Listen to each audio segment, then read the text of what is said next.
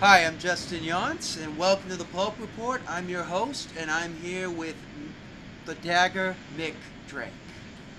How are you doing, Nick? Justin, I'm doing great. I'm doing great. Thanks for having me. I'm excited to have a conversation here with you. Yeah, no, this is going to be great. So, first question I have is, where are you from? Right now, I live in a tiny little apartment on the Upper West Side of Manhattan. Yeah. Yeah, I like to joke and say, I'm a big, muscular guy. But even if I wasn't, sometimes you got to turn sideways to get to the kitchen in this place. But Yeah. it's a great place. I love living in New York. I grew up in New Jersey, so not too far from Hmm. from where I'm originally from. So, who trained you? So I broke in about this August will be 12 years Oh, wow. into what was years ago it was called the Monster Factory. That's what I thought Uh, you came from. There's yeah, somehow so I. so years ago, the place that I broke into was called the Monster Factory. Now that's not the same place that's called the Monster Factory now. I think there were some ownership issues and naming issues that were sold, and so that's a different place. And the place that I was broken into was called the Monster Factory, and that's now called Old Time Wrestling. That's in southern New Jersey, and the trainers there were Jim Molyneux, Hmm. who wrestling fans will know as a former ECW referee. And Ed Atlas was the other trainer there. He's a wrestler under the name Ed the Razor. He's a little bit of a nut job, but Yeah. anybody who's good at wrestling is. Yeah, yeah, yeah. So, so that's how you got started. That's how I got started. I was 18, and I decided I had just graduated high school. I was a freshman at Rutgers, Oh, wow. and yeah, I remember thinking at the time, like, oh man, if I had been more serious about playing basketball, because I was a big basketball player in high school, I could have maybe played Yeah, D3 or D2 school. yeah, And I started thinking, man, I wish I had done more work. And I was like, oh man, this is awful, having this shoulda, woulda, coulda feeling. yeah, yeah, And yeah, I yeah, was like, if I want to be a wrestler, if that's what I always wanted to do, like I'm gonna do it, yeah, but I'm going to do it 100%. There's no halfway. It's either we're all in or we're all out. yeah. And so I found the building online. This was pre Twitter, pre Facebook internet. I don't know if your listeners even can comprehend what the internet was like pre Yeah, Facebook. it's hard to Um, imagine. it's hard to imagine the you know the old dial up AOL Yes. stuff. And I found the place and I went to it and I walked in and I had no idea what I was getting into. And it was a little warehouse and this guy's sitting there and he goes, "So pal, you want to be a wrestler, huh?" And I was like, "Oh my god." I was like, "Oh my god, what have I gotten myself into?" Yeah.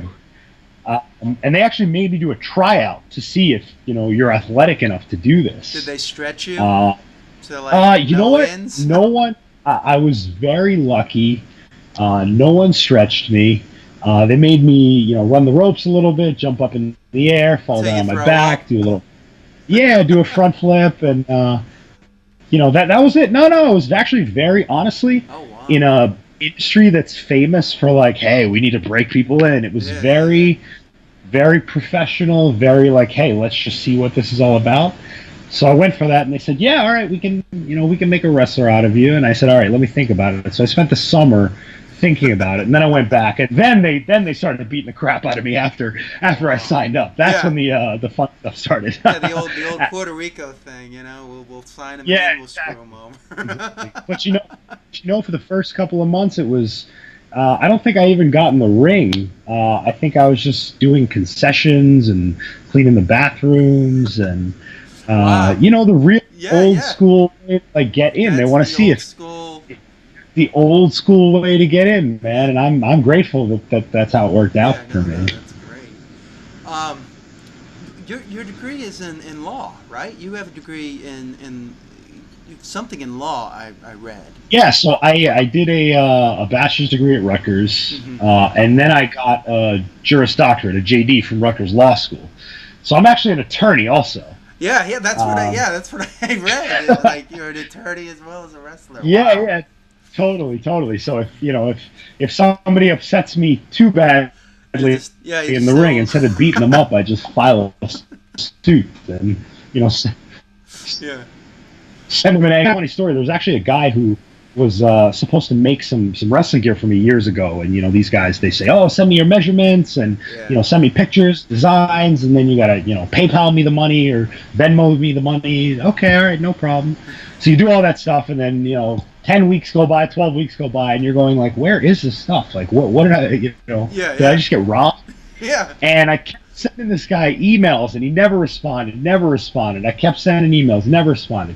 I finally sent him one half-page typed-out letter. I put my lawyer hat on, and I was like, listen, if you don't send me this stuff or send me a refund, Yeah. I am going to file a claim in small claims court in Missouri or wherever he was, Yeah. and I will personally make it my life just to make your life a living hell.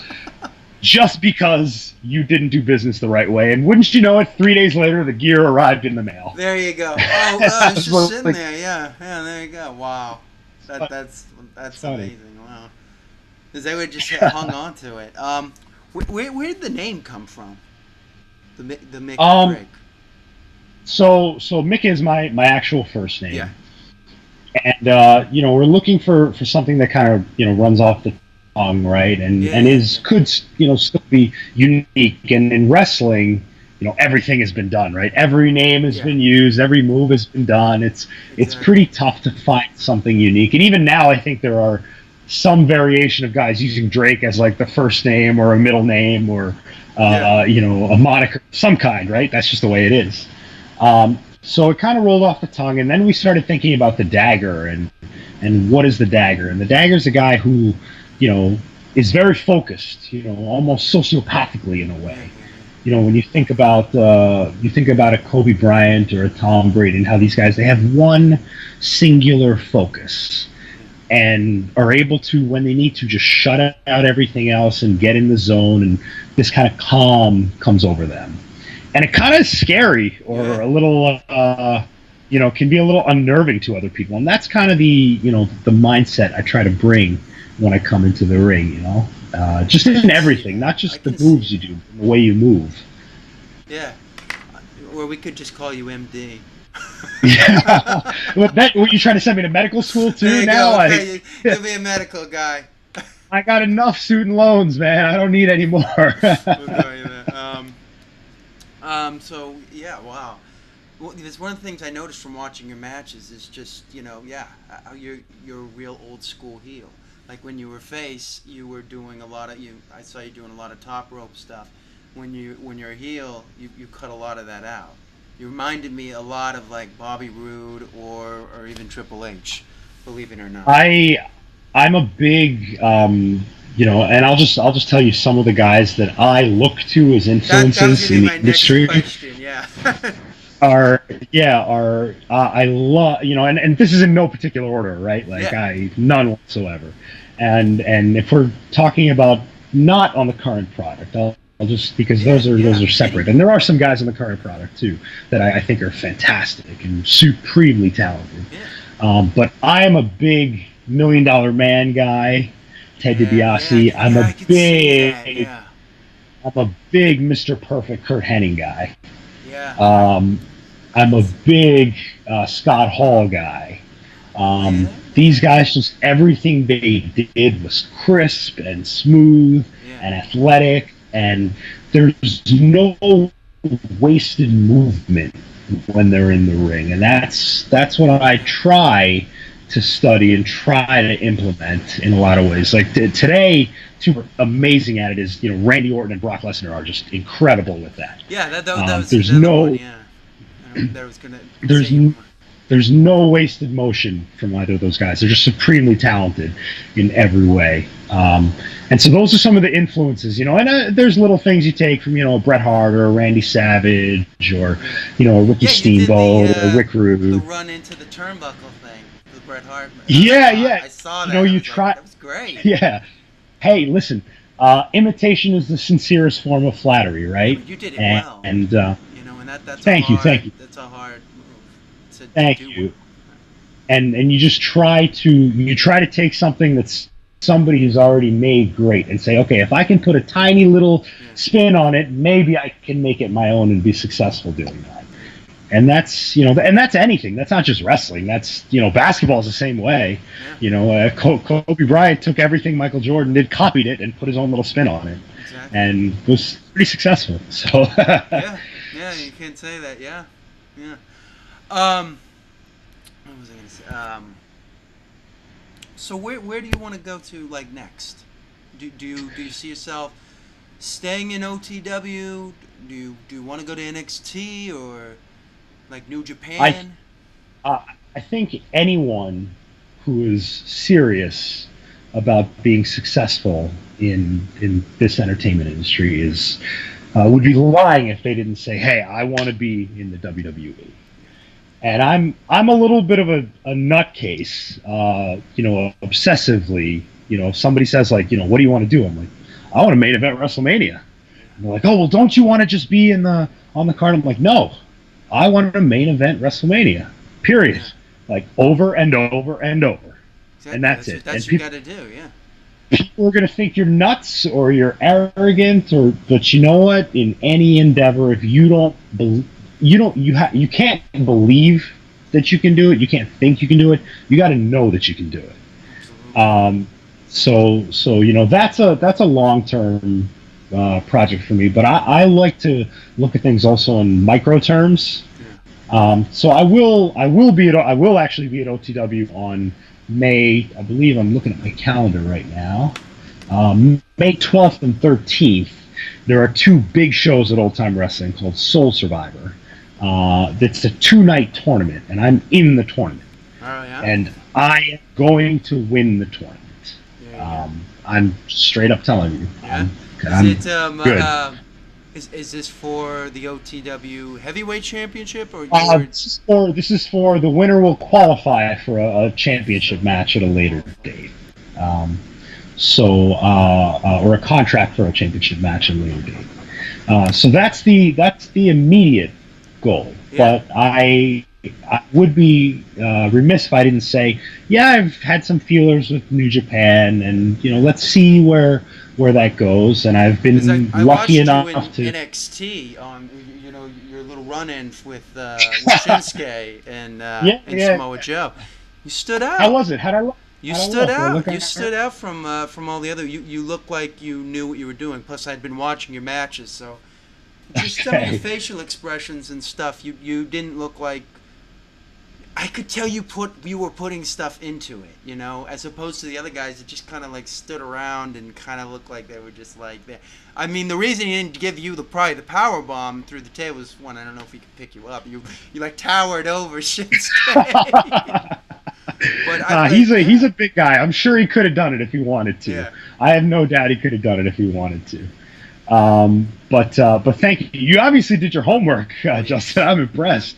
Let's see what happens in the near future. I have been very fortunate that the people that I have been in contact with WWE have been very honest and forthcoming with me, and they've been very professional in terms of reaching out and keeping me apprised of what they look for in talent.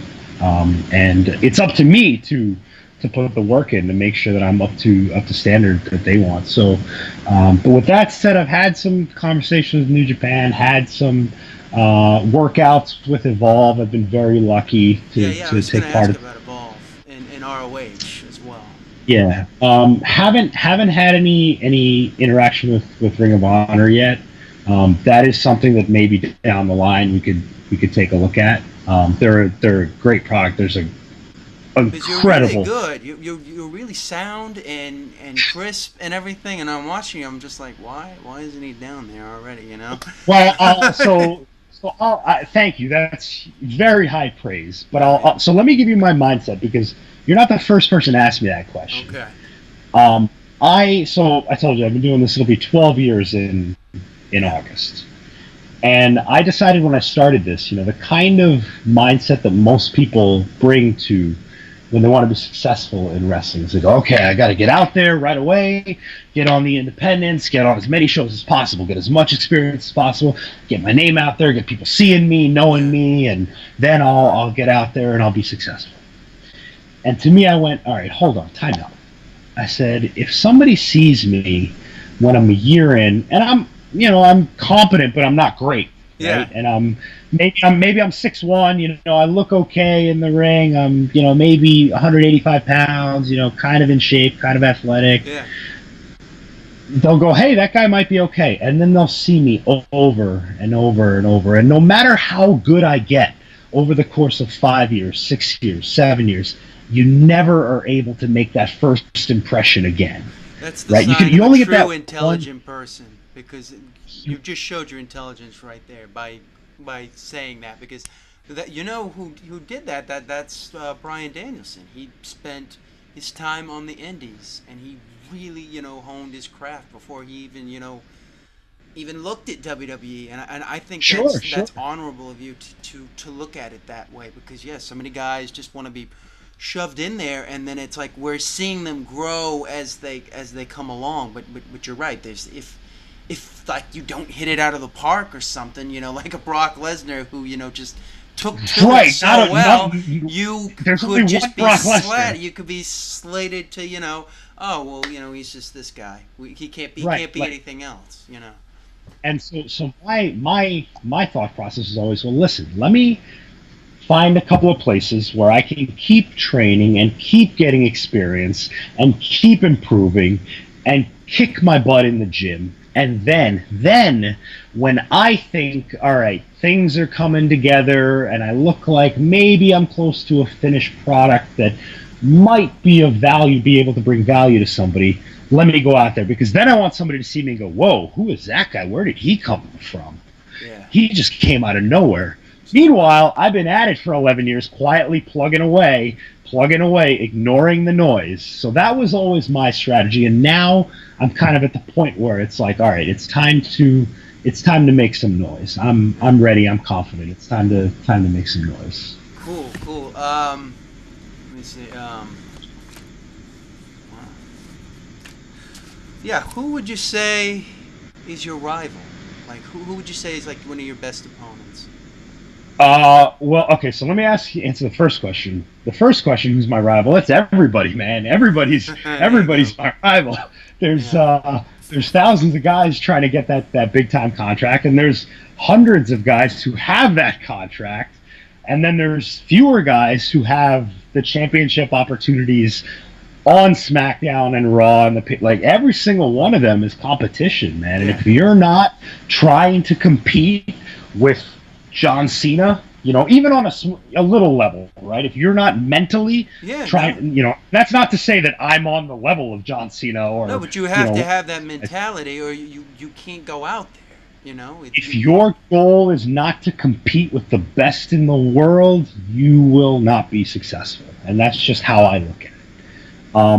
I have been fortunate to have some incredible matches with some very talented guys. I would be remiss if I didn't mention two in particular. I think you mentioned you'd seen me against Brian Johnson. I've known Brian for, I want to say 10 years now, 9 years now, and he is an incredibly hard worker. He does not stop.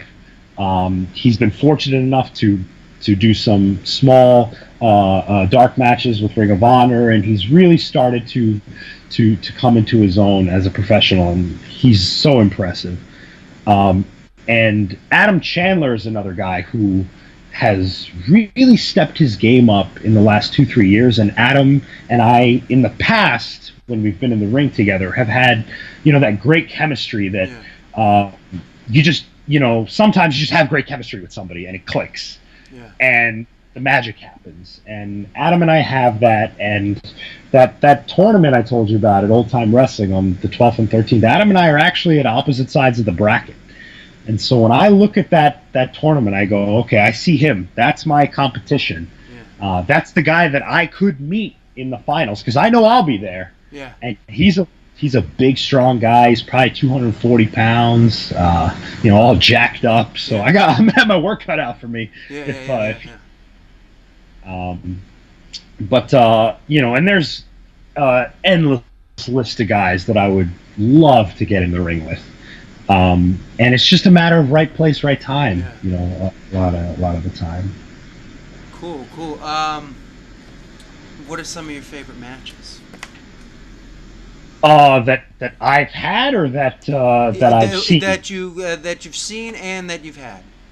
Let's make it a little Okay, complicated. so if I'm going my favorite matches, I'll go a little some of the ones on the side that I like, and try to stay away from the obvious ones because everybody's gonna love Steve Austin versus The Rock, and Yeah, everybody yeah, yeah, yeah, loves yeah. you know.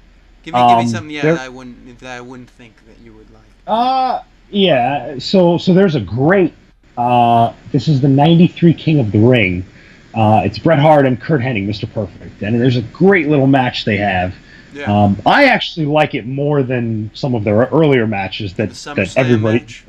Yeah, a lot of those matches get all the hype and the acclaim, but I love their little. I think it's in Ohio too, at King of the Ring '93, and they Yeah, just have a great little match. They have the Brett's fingers are broken, yeah, and Henning is slowly getting angry and irritated throughout the match, and he slowly starts to get a little mean and nasty, and they just do a great job telling a story, and yeah. If you want to it's one talk of my about all. logic, that's Brett and Kurt. They Yeah. so Oh, they're threw the great. They're logic great. in there, and that's what I liked about watching your matches. Is I saw a lot of like they were logical. You weren't just doing moves for the sake of doing moves. The moves all meant something, and I liked how you worked the body part. When you kept working it and you didn't just like forget about it. It was always like go right back down to it. And I liked that. Thank you, thank Yeah. you, thank you. It's hard, and takes a lot of time.